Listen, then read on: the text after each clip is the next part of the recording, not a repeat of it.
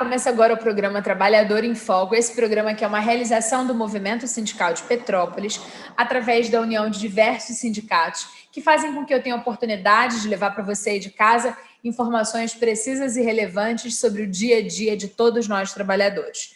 No programa de hoje, eu vou conversar com a advogada Juliana Sardinha, e a gente vai falar sobre a MP 1045 de 2021. Olá, doutora Juliana, prazer recebê-la de volta no programa Trabalhador em Foco. Oi, Carla, tudo bem? É um prazer estar aqui novamente. Olá para todos que nos assistem. Muito obrigada pelo convite. Vamos começar pelo básico, doutora. Explica para o nosso telespectador o que significa a sigla MP. MP é a sigla para medida provisória. É um instrumento legal, né? Tem força de lei, a medida provisória, e ela pode ser adotada pelo presidente da República em situações relevantes, né, importantes e de urgência para o país. Ela produz efeitos imediatamente, mas ela precisa passar pela aprovação da Câmara dos Deputados e do Senado para que ela se transforme em lei posteriormente. Então, a medida provisória ela tem um período de vigência, né, um período em que ela produz esses efeitos. Perfeito. Primeira questão. Medida provisória, quem pode criar? Só o presidente da República? É o presidente da República, para tratar dessas questões urgentes e importantes para o país. Maravilha. Você falou também que uma MP, ou seja, uma medida provisória, ela tem um prazo de duração. Qual é esse prazo de duração? Ele é fixo ou ele é de acordo com a demanda, a necessidade? Como é que funciona isso? Ele pode variar, ele pode ser prorrogado em algumas situações. No caso específico da medida provisória 1045 de 2021, o prazo é de 120 dias, que nós temos hoje. Ela foi publicada no dia 28 de abril e o prazo de vigência dela é de 120 dias. Então, ela tem 3 meses de vigência, a gente já está chegando perto aí do período de finalização dessa vigência, mas muita gente não entendeu, e eu queria que você explicasse para a gente, afinal de contas, o que é a MP 1045?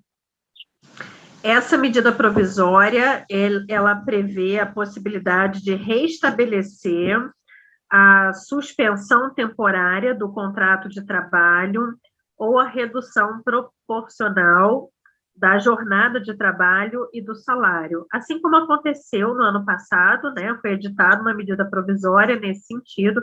Então, essa nova medida provisória, essa 1045, de abril de 2021, restabeleceu essa possibilidade. E o prazo máximo é de 120 dias que as empresas têm para adotar qualquer uma dessas medidas.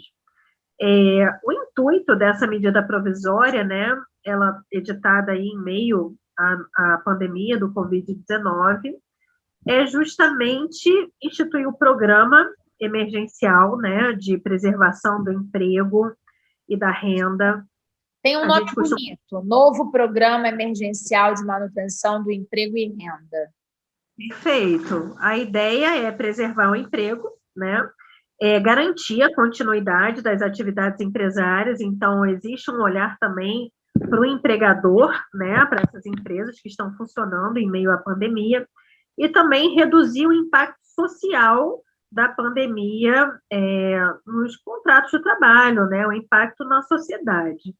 Por isso, então, foi instituída essa medida provisória e contempla, então, esses pilares, vamos dizer assim, que é o pagamento do benefício emergencial, a possibilidade da redução da jornada e do salário proporcionalmente ou a suspensão temporária dos contratos de trabalho.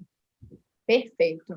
Quais são as principais medidas complementares para o enfrentamento das consequências da emergência da saúde pública? São essas daí que você falou, né? Da suspensão, do cancelamento e tal.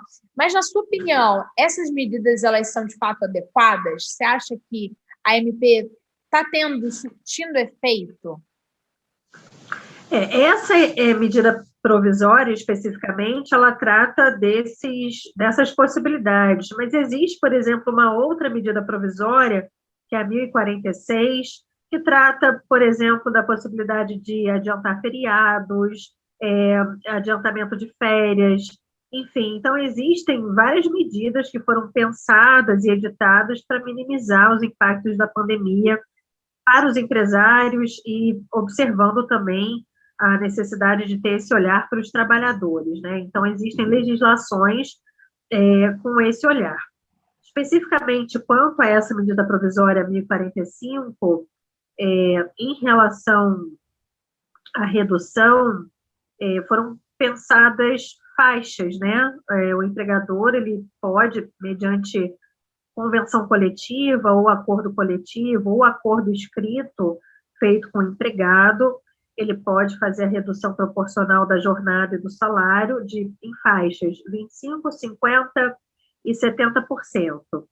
Então, isso significaria, por exemplo, um trabalhador que tem uma jornada mensal de 220 horas, que corresponde a 44 horas semanais, Que é o que quase todo mundo trabalha.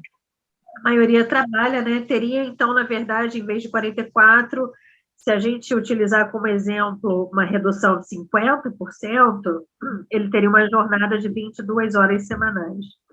E aí, se ele, por exemplo, ganha R$ 2.000, R$ 1.000 seriam arcados pelo empregador e os outros R$ 1.000 são, né, arcados pelo governo federal através desse benefício emergencial. Certo. Agora, esse cálculo, ele corresponde ao que o trabalhador receberia se ele estivesse recebendo o seguro-desemprego. Mas não é que ele vai receber 100% da parcela do seguro-desemprego, ele vai receber proporcional àquela redução que ele teve no contrato de trabalho em razão da aplicação dessa medida provisória. Certo. Isso em relação à redução, né? E existe a possibilidade também de suspensão temporária do contrato de trabalho, é uma outra medida. Então, peraí, doutora, vou tentar entender melhor. Vamos tentar entender melhor isso para a cabeça do trabalhador que pode ter uma dificuldade, como eu estou tendo de compreensão. Juridicamente, você falou bonito pra caramba, mas vamos lá. Assim, sabe, o português do povo, para entender. Digamos que eu, Carla, trabalho 44 horas por semana. E aí, receba R$2.000. Vamos fazer essas contas fáceis para a gente conseguir fazer, até porque eu sou jornalista, você é advogada, a gente não é das exatas, nós somos das humanas. Então, vamos respeitar a nossa capacidade de fazer conta também. E aí, nesse sentido, vai ter a redução de 50% da jornada de trabalho. Eu, Carla, passo a trabalhar 22 horas e continuo ganhando R$2.000, sendo que R$1.000 vão ser pagos pelo meu patrão e R$1.000 vai ser pago pelo governo. É isso? Isso. Mas de acordo com o que ele receberia a título de seguro-desemprego, né? Nem sempre vai dar R$2.000 fechado. Então, de acordo com que pode receber, que o trabalhador, na redução de 50%, pode receber um pouco menos do que o salário que ele recebia antes da redução. Sim, pode, porque é de acordo com o que ele receberia a título de seguro-desemprego, proporcional, então, a essa redução que teve na jornada e no salário. Perfeito. Estou fazendo essa pergunta prática para a gente entender assim. Eu, trabalhadora, estou recebendo a metade, estou trabalhando a metade, mas estou recebendo a mesma coisa, mas não estou, porque no dinheiro de papel, aquele que chega na conta do trabalhador, para ele ir lá e comprar o arroz que está uma fortuna, o feijão, a carne moída, que Deus me livre, que desespero é esse que a carne moída está custando tão caro.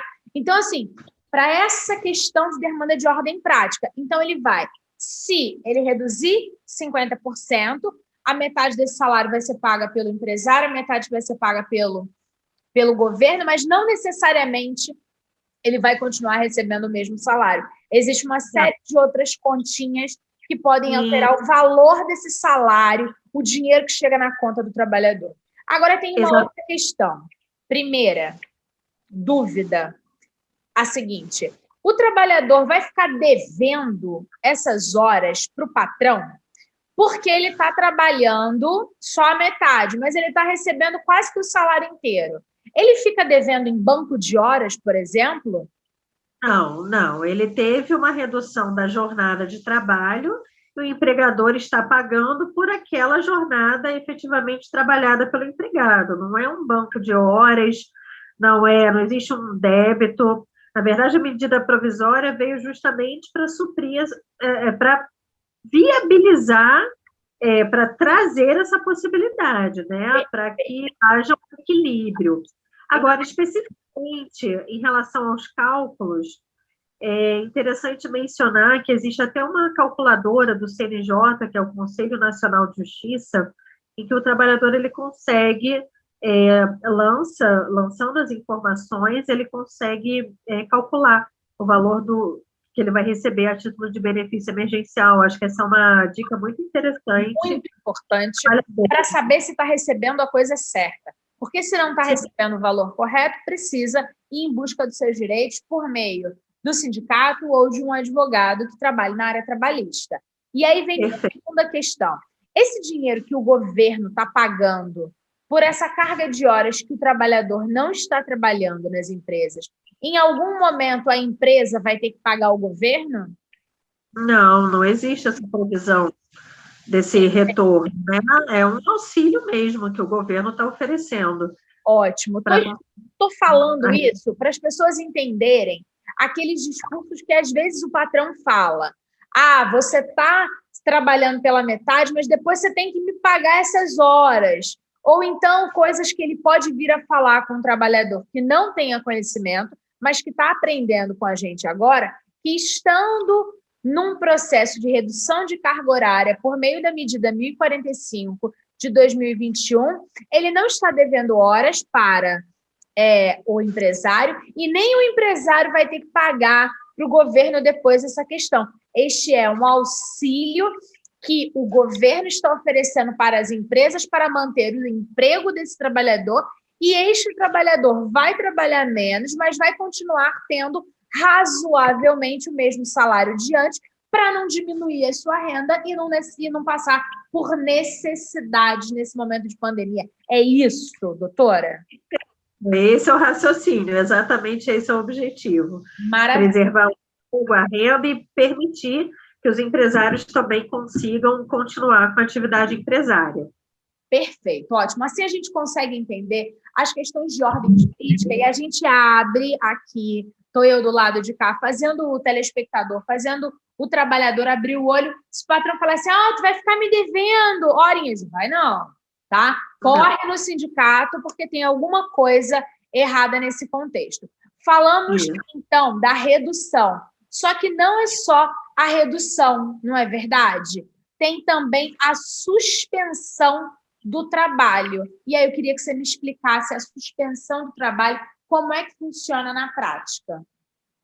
Na suspensão temporária do contrato de trabalho, o empregado ele não vai à empresa, ele não executa as suas atividades e, em via de regra, a empresa não paga nada para esse funcionário. O trabalhador, nesse caso, ele vai receber a parcela, né, do seguro-desemprego como se ele tivesse sido dispensado. Então, aí, nesse caso, entra totalmente o governo federal, salvo em relação às empresas que tiveram faturamento superior a 4 milhões e 800 mil reais, elas, pela medida provisória, elas são obrigadas a pagar essa ajuda compensatória de 30% dos ganhos do empregado, e o restante, né, o governo é que vai pagar, também observando de acordo com o que ele receberia, né, a título de seguro-desemprego.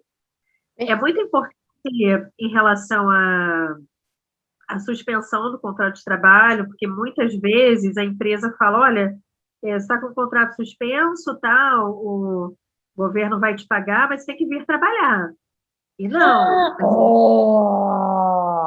Vamos falar disso. Durante a suspensão, né, se o contrato está suspenso, efetivamente aquele trabalhador ele não pode comparecer à empresa, ele não pode ser acionado, ele está com seu contrato suspenso, sob pena de ficar descaracterizada essa suspensão.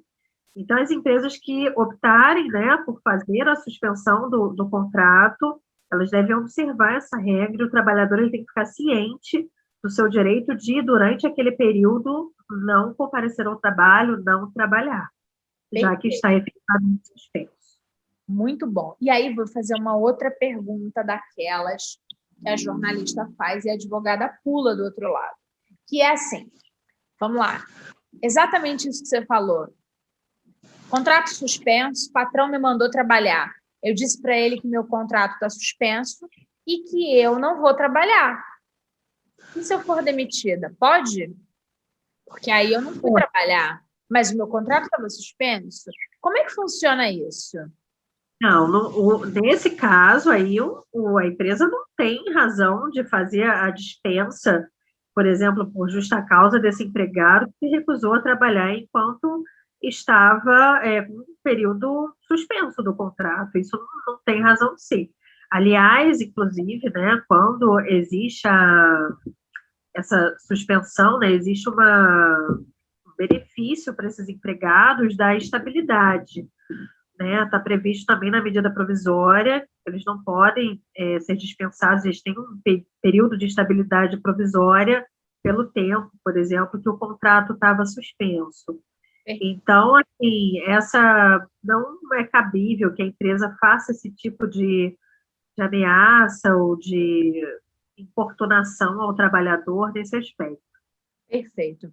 Agora, a gente, numa conversa, numa entrevista, em que a gente está falando de uma medida provisória e que a gente está falando de suspensão, se eu estiver errada, me corrija, doutora, mas no contrato de suspensão existe a possibilidade do trabalhador receber um pouco menos do que o seu salário propriamente dito, não é isso?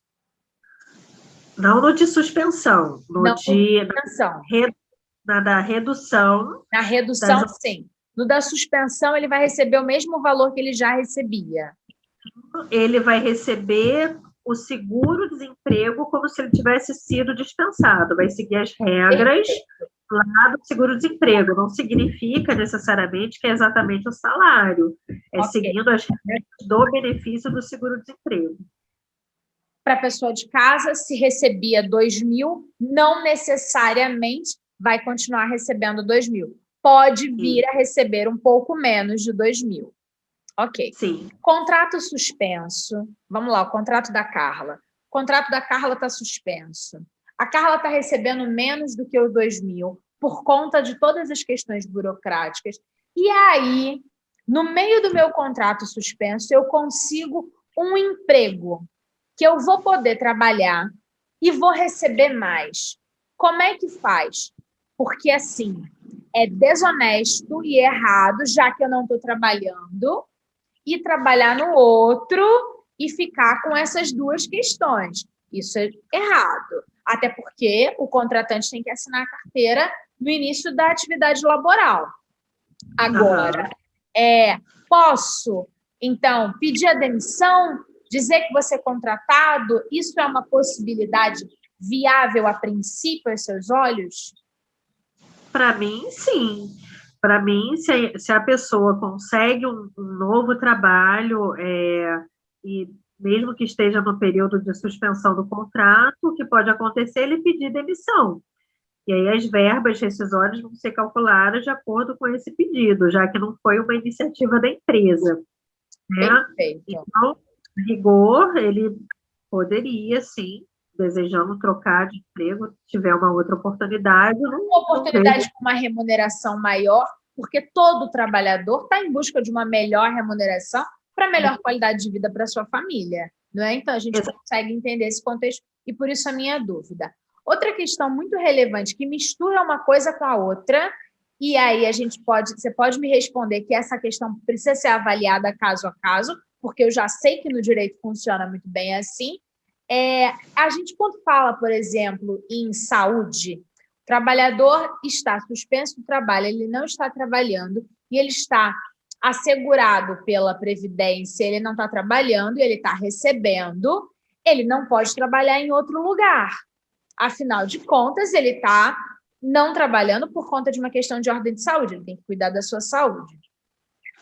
No contrato, na suspensão por conta da MP 1045, esse trabalhador ele pode trabalhar em outra atividade, como, por exemplo, estou fazendo bolo em casa para poder vender e tentar ganhar um dinheiro a mais na minha vida. Ele pode, já que ele está com um contrato suspenso, ele pode fazer serviço por meio de RPA, que é aquele recibo de prestação de serviços autônomos. Isso é possível ou uma coisa é incongruente com a outra, já que ele está recebendo um benefício do governo? Ou você não viu nessa medida a nuances dessa loucura que eu estou pensando aqui por conta desses anos e anos e anos à frente do programa Trabalhador em Foco? Bem, eu entendo que se não há uma incompatibilidade de horário, nada impede que a pessoa tenha mais de um trabalho, na verdade. A lei não proíbe. Você tenha, por exemplo, 2 vínculos de emprego, por exemplo, né? Desde que não haja uma incompatibilidade, não existe uma concorrência desleal com a empresa onde você trabalha. Então, a rigor, se ele fizer algo fora, né, daquele horário, não tem problema. Aliás, a medida provisória, ela prevê a possibilidade de, durante o período de suspensão, o trabalhador ele recolher como contribuinte facultativo, por exemplo, para o INSS. Então, não enxergo problema nesse sentido. Perfeito. Quando você fala que um trabalhador, um indivíduo, um cidadão, ele pode ter mais de um emprego, a gente está falando categoricamente, por exemplo, que um cidadão pode ter a carteira assinada por mais de uma instituição simultaneamente. É o que a gente vê com um professor, que trabalha com uma carga horária de 5 horas aulas aqui no colégio A, mais meia dúzia de horas no colégio B, mais 2 horas no colégio C, e o colégio A, B e C assinam a carteira desse trabalhador. É isso? Exatamente. A lei não faz essa proibição. O que tem que haver é uma observância em relação a cada vínculo de emprego às regras trabalhistas. Então, por exemplo, limite de horas extras em relação a aquele vínculo vai ter que ser observado, mas a critério do trabalhador, se ele consegue, né, administrar os 2 vínculos e, como o exemplo que você deu do professor, isso é possível, legalmente não há impedimento, não. Perfeito. Para finalizar, Juliana, queria que você explicasse quem é que executa, coordena e monitora a execução dessa MP. Quem é que pode autorizar ou não a empresa, o trabalhador, e quem é que está fiscalizando para ver se as regras estão sendo seguidas da forma correta? Bom, existe uma portaria do Ministério da Economia, portaria 6.100, ela é de 28 de maio, ela regulamenta essa medida provisória. Uhum. Eu diria que, assim, existem muitos personagens, né, nessa relação. Existe a figura do empregador, que precisa, quando há esse acordo, ou convenção coletiva, ou acordo escrito com o funcionário, comunicar no prazo de 10 dias ao Ministério da Economia de que foi feito esse acordo, ou de suspensão, ou de redução da jornada, até para viabilizar que o governo pague a esse trabalhador o benefício emergencial. Temos o Ministério da Economia, que é o responsável, né, por editar essas normas complementares, como, por exemplo, essa portaria que veio a regulamentar essa medida provisória. Uhum. E nós temos também a figura dos sindicatos, porque a medida provisória prevê a possibilidade de que esses acordos sejam feitos por meio de convenções coletivas ou acordos coletivos. E aí surge, então, a figura daquela entidade sindical para tutelar os interesses do trabalhador. Basicamente, nós temos esses personagens e o trabalhador também, né, que faz parte desse processo. Perfeito, doutora. Queria que você finalizasse dizendo como é que as pessoas podem obter mais informações sobre esse assunto, caso tenham ficado com alguma dúvida. Como eu digo, em todas as situações, as pessoas devem sempre buscar ou seu sindicato, ou o Ministério Público do Trabalho, ou um advogado especialista na área trabalhista, se tiver qualquer dúvida a respeito dos seus direitos, seja em relação a essa medida provisória, seja em relação a outros direitos trabalhistas, é muito importante, porque depende realmente dos casos específicos, precisa ser avaliado. Como estamos numa situação de pandemia, muitas situações são novas e não existem gabaritos, né, para todas as situações. Então, por isso que eu sempre recomendo que seja analisado caso a caso e que a gente nunca deixe aquele direito passar, né, porque o direito não socorre os que dormem. Então, se você tem dúvida a respeito do seu direito, corra atrás, busque orientação, busque informação, para que você possa estar mais orientado sobre o seu caso. Perfeito. Muito agradecida, Juliana. É sempre um prazer conversar com você. Eu que agradeço, Carla. Muito obrigada novamente pelo convite. Estou sempre às ordens, tá? Maravilha. Obrigada a você de casa que ficou com a gente no programa Trabalhador em Foco de hoje. Eu volto em breve com um novo programa. Um abraço grande e até lá. Tchau, tchau.